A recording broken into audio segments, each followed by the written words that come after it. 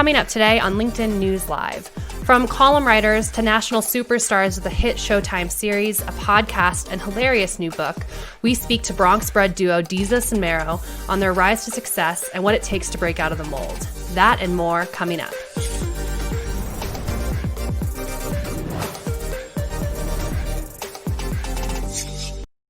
Hello, I'm Caroline Fairchild, and welcome to LinkedIn News Live, where the business conversation begins with you.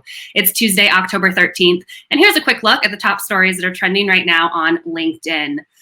Millennials may dominate the U.S. workforce, but recent data from the Fed shows they only have 4.6% of U.S. wealth. That's 10 times less than the 53.2% of U.S. wealth that baby boomers hold, Bloomberg reported.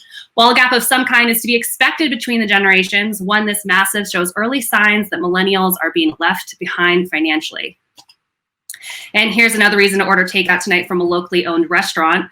A new report from the New York Times shows that while big chains like Chipotle and Papa John's are growing amid the pandemic, your local diner hasn't been as lucky. The bigger firms have more locations, so have fared better in this pandemic.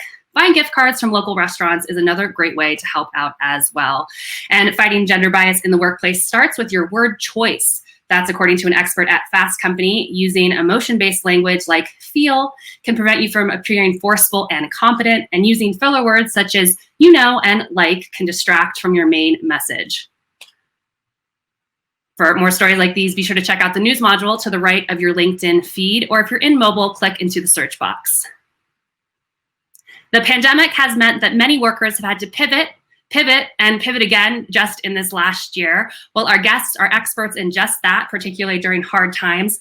Desus and Mero, the #1 bosses of late night and the hosts of their namesake show on Showtime, are here to talk about their career journey and their upcoming book, God-Level Knowledge Darts, Life Lessons from the Bronx. Desus and Mero, welcome to LinkedIn News Live. Hey, thanks for having us. Hey, good to be here. I'm so looking forward to sit down with you two. I spent all of Sunday with my family while they were watching Sunday Night Football, reading your book. We had to mute the games multiple times so I could read out excerpts to them because I was laughing so hard. So let's start with the book. Why now? Why at this point in your career was the book the thing you wanted to do? I think now was just the time. We just we've done the show, we've done the podcast, and people were asking for a book. We've been in every other format. So now, you know what? We wanted to give you a format that you could take with you into the bathroom if you're using and taking a dump. Now you can read us and we can go in there with you. Yeah, it just made sense. Like, media wise, you know what I mean? Like just, doing the TV, doing the podcast, just attacking every medium possible. You know what I mean? We're going to start doing Thomas Kincaid oil paintings next. That's the next thing on the exclusive for LinkedIn. You know what I'm saying? And the format of the book is so interesting as well. It's basically a conversation between the two of you on a variety of different topics. How did you come up with that format? It was, shout out to Google. You know what I mean? We had a literal living document that we use Google Docs to kind of keep that conversational energy, real. Because if you're just sending back, manuscripts back and forth, it kind of loses that immediate, reaction to what the other person's writing. And it also feels good and more collaborative to be in the Google Doc and see the editor, shout out to Ben, the editor, Desus in there working, and seeing the words pop up and then reacting to those, to those pieces of the work in real time. It felt like more natural to what we do, like our process. Absolutely. One of the reasons we wanted to have you on LinkedIn News Live is that you two are able to turn your passions and your voice into your business. This is a dream for so many people that we see on LinkedIn. How are you able to do it? Just being authentic to ourselves and being sure to read the vibes of the room and what our viewers want from us. And at the end of the day, just keep continuing to level up. What we do right now, we're just happy to do it. So it doesn't feel like a job for us. So that just keeps our energy level going up. Every morning we're happy. We wake up, we're just like, wow, today we're on LinkedIn. Yesterday we were on the New York Times bestseller list. So just keeping that energy, just staying happy, making sure we're authentic with our voices and making sure our fans enjoy what we're doing. And as long as you keep those three in mind, you can't lose. Yeah, man. Like, Bad Bunny said it. He's like, not everybody's gonna like what you do, but stay true to what you follow your gut, your instinct. You know what I mean? And that's been really instrumental for us, like going forward. And Victor Lopez, our manager, is really, really good at steering the ship and keeping us like in a good place. Well, I'm already seeing some members in the stream joining us who are big fans of what you do. Devin from Minnesota, Ellie from New Jersey, Luis from California, Janie from Texas, Victor from Argentina. Keith says Bodega Boys in the building. Luis says they are a breath of fresh air in the mess that we are living in today. Luis, I really, really second that as well. Okay, so you guys could look like an overnight success story to someone who doesn't know, but as we all know, that's not the case. Take us back to before Vice, before Showtime, before you were discovered. How did you stay motivated in what you were doing? I mean, bills, actually. Like, if you have bills, like an eviction notice on your door, that will drive you. That will get you to wake up early in the morning, get you to work extra jobs. Just basically, we were just trying to survive in the Bronx. And that kind of gives you a life motivation that you just keep with you. No matter how successful you get, you're always going to have that same intrinsic desire to be successful that you had to have to survive in the Bronx. And that you can see that in every level of where we've gone in our career is just showing up on time, being happy to be there, being the first one in the gym, last one out the gym, just that hard work and that work ethic. That's what's gotten us this far in our life. Yeah, Desus, you go, Mero. I'm sorry. No, I said also just doing it is just cathartic. You know what I mean? Like you said, like a lot of people say like we're a breath of fresh air. You guys are a breath of fresh air to us. Knowing that what you're doing is being appreciated, and the people are reacting the same way you are to what's going on. It feels great, and it's almost self-care, in a way. Yeah, Desus, I actually wanted to bring up something that you said in a recent interview with Cori Bush, who is the nominee for the House in Missouri. You said to her that you worked so hard for so long and things didn't line up. You could say the same thing for your career. And I'm actually seeing a question in the stream right now from Jared, who says, what's been the moment you realized that you made it? Or do you have that moment yet? The moment I made it? That's an excellent question.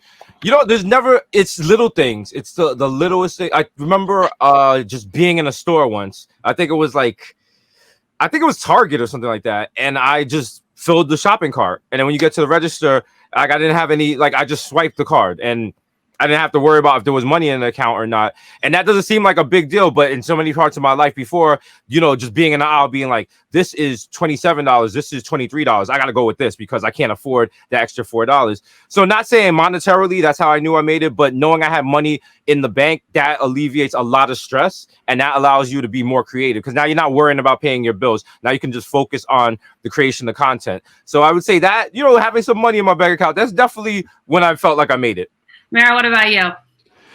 Oh man, for me it was just like it's similarly money based. Like when you don't come from money, and you start to make a little bit of money and be financially at ease, that's really big. But also for me, it was just like I was like the oldest kid and like the bad kid, right? Like the wild card, and being able to show my mom hey, look, it all worked out, and here's the money that you need to fix, the driveway that's leaking into the foundation of your house and is going to destroy your property. I can take care of that. You took care of me for so many years. Now I can provide for you and the people around me and the community at large. So that's a really dope feeling.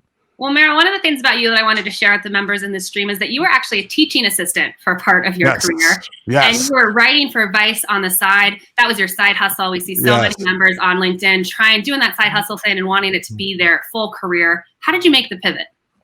So it was just like I said, it's cathartic to do this work. You know what I mean? So at first it started off as self-care. I would come into work an hour early and just write and just blog, and then it just kind of snowballed from there. Then I started writing music reviews for Vice and doing stuff with Noisy and stuff like that.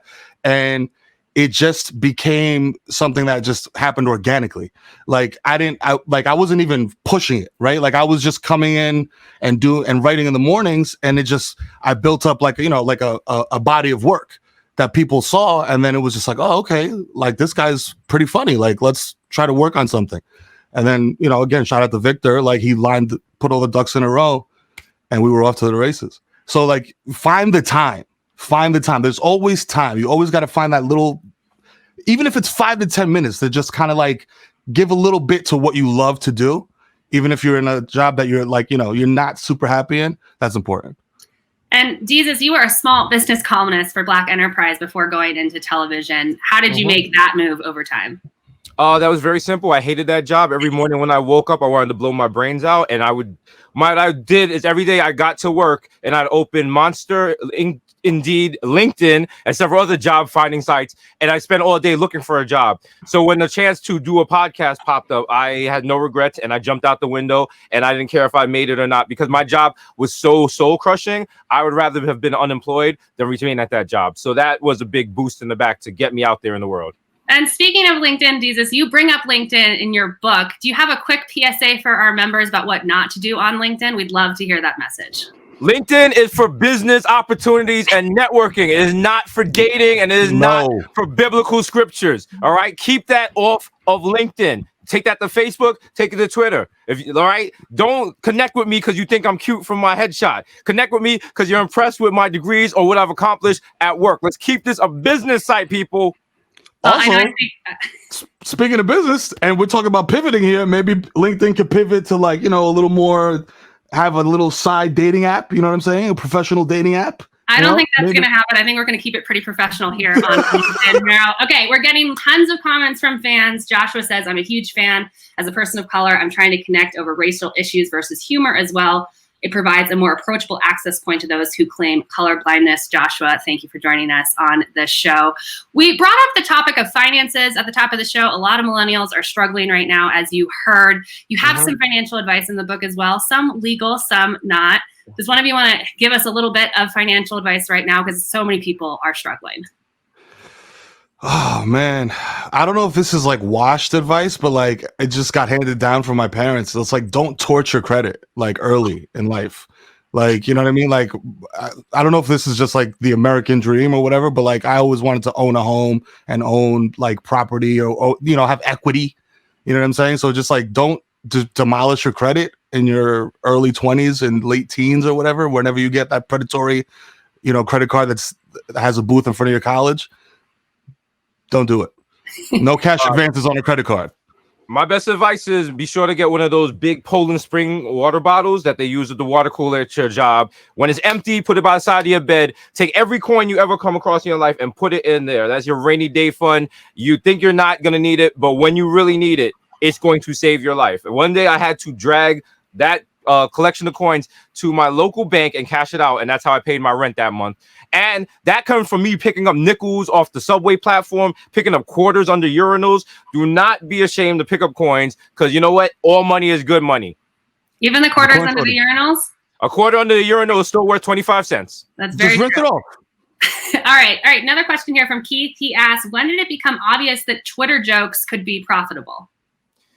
Oh, I would have to say maybe 2010 because Twitter was around since 2008. But Twitter jokes, if you look at them, Twitter jokes are just monologue jokes, or just movie jokes, just sitcom jokes. People act as if there's this brand new creature that lives in a brand new universe we never lived in.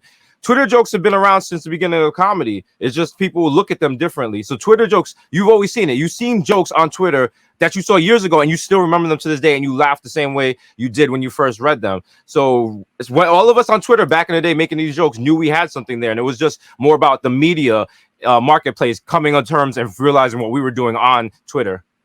Mero, what about you? Twitter is literally a digital desk calendar that's collaborative with a joke on it every day. And when I realized that it was like, you could profit off of this was, when it brought eyeballs to what we were doing, you know what I mean? And attention and offers and sponsors. And when you see like brands, co-opting like jokes and stuff that's trending on Twitter to sell a product, you're like, wait a minute, there's obviously money here, there's money to be made here. So that's when I realized, like, because like you said, like Twitter's been around since like 2008, but back then it was like the Wild West. Like there was like GPS location tweeting and like all types of weird features. Now it's just like it's literally a desk calendar with just like jokes, parody accounts, brands, and like it's all money now. It's fully monetized. Well, those jokes that you started to put on Twitter have now bloomed into an entire business for you. You actually call yourselves the #1 bosses of late night. Desus, I'll start with you. How would you describe your management style?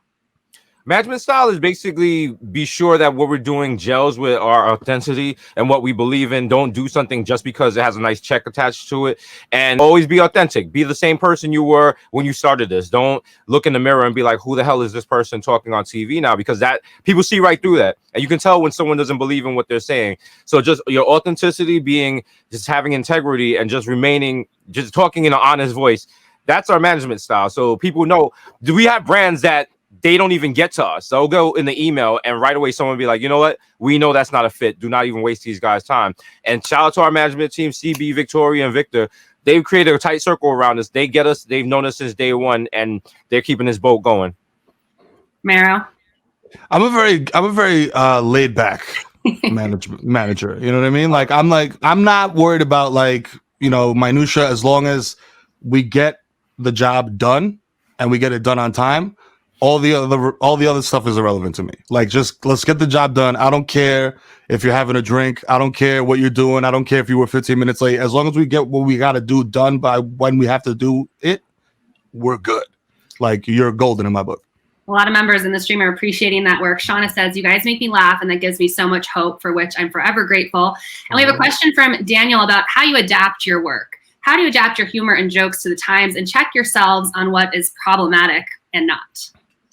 I mean, we have pretty good measures of ourselves. We self-police because, we've gotten in trouble for jokes, not necessarily on the big screen, but sometimes internally we've asked ourselves, was that joke worth it or something? And then you also kind of know when you're wilding. We on the podcast, we have we self-censor. We have the problematic light where we know if we say something that's too wild, we'll press the button, which is letting the audience know, yo, we know this joke was wild. We know this joke was inappropriate, but then we tend to explain why, or you can see what we were doing going on there. But it's a fine balancing line. You have to know what's appropriate, what's not appropriate, what you can get away with, what the audience wants you to say. Sometimes the audience wants you to say something wilder than your career will allow you to say. So it's just, you have to know what you're doing, and that's part of being a professional comedian is you have to know what you can say and realize the repercussions for whatever you do say. Mero? It's 2 words, man. Self-awareness.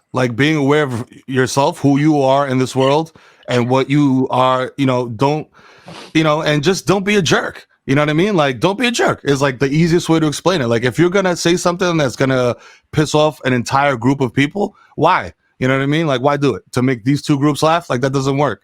There's stuff that you can. There's so much material in the world that you don't have to go for the low-hanging fruit, and that's lazy. That's lazy comedy, and that's not something we're about.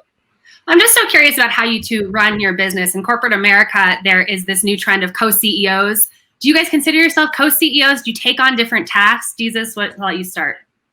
I think it's more a group. There's no one person makes a decision. There's several people in no one makes one decision. So it is kind of like co-CEOs, but it's never butting heads or anything. We generally have the same vision. We want to accomplish the same things. So it's very similar like that. If there's something we disagree on, it could be handled in a text message. You don't have to set up a big Zoom and a board meeting with 90 lawyers. It's very easy, very low key, very hands-on. And even though we're bigger than we used to be, it's very similar to day one. Yeah, it functions like a board, right? But it's a very small board. So it's just and we've all started together and we share a common goal. So, there's not a lot of, discord to be had. And if it is, it's about some little, like I said, minutia that these that could be solved in a text or 2, not even. And have you guys had a hard time being creative or collaborative during the pandemic? Do you guys miss being in the same room during interviews? How has that changed the dynamic? Oh, definitely change it. Not being in an interview not being in the same room with the person you're interviewing is very weird because it's very hard to read body language through a Zoom window. And also when you're right next to a person, you can sense if they react to a certain topic, if they don't want to talk about a certain topic, or if they're lightening up about a certain topic. Then also, you have some of the most famous people in the world, and you have to walk them through connecting AirPods and setting up Zoom windows. And that just takes all the fun out of the Zoom. Or say you're in the middle of an interview and it's getting juicy and all of a sudden their Wi-Fi goes out. So, these are new problems we never had to deal with before, but this is the new world we live in. So, just got to roll with the punches on these interviews, but definitely being in the same room with another human makes comedy a lot easier. Yeah, as far as guests and interviews, for sure. But I feel between us, we've developed this rapport where it's just I don't even think we need to be on the same planet to finish each other's sentences. You know what I mean? Like, and shout out to, Jackson Showtime. We have super high speed internet. You know what I mean? So there's like very little lag in between our sentences. So we don't like, oftentimes like we'll turn and be like, hey, like the other, like he's in the room or like I'm in the room. It's almost bizarre, but there's like that.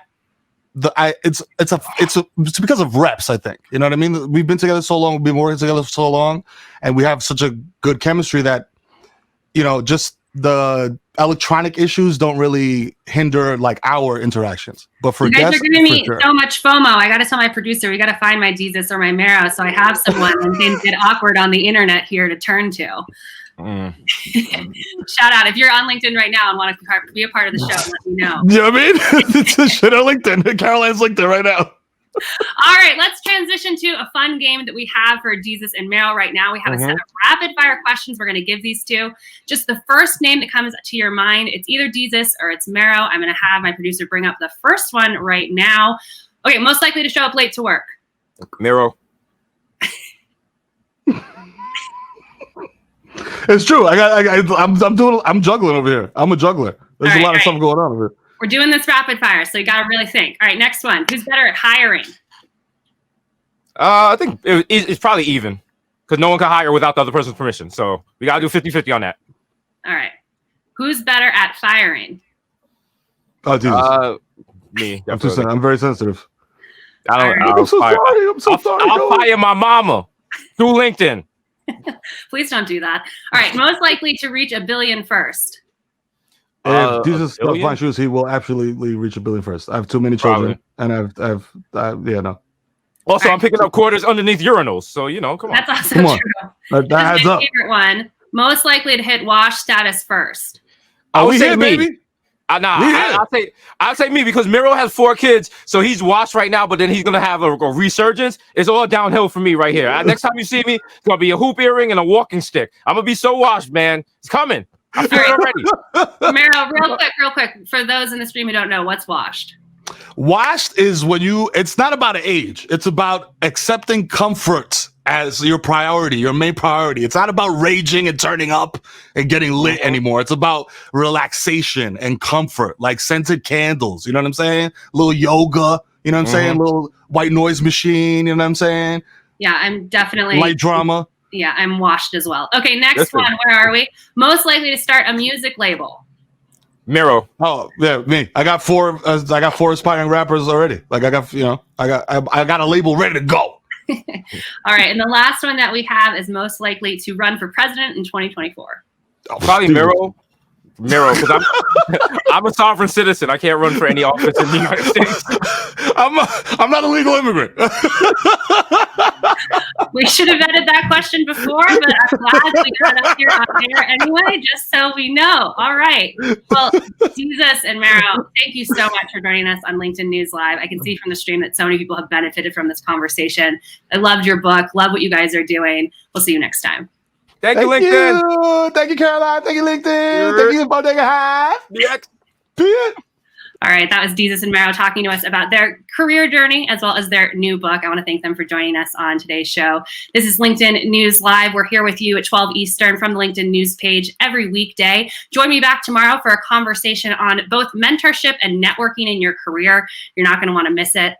I'm Caroline Fairchild. Thank you so much for joining us.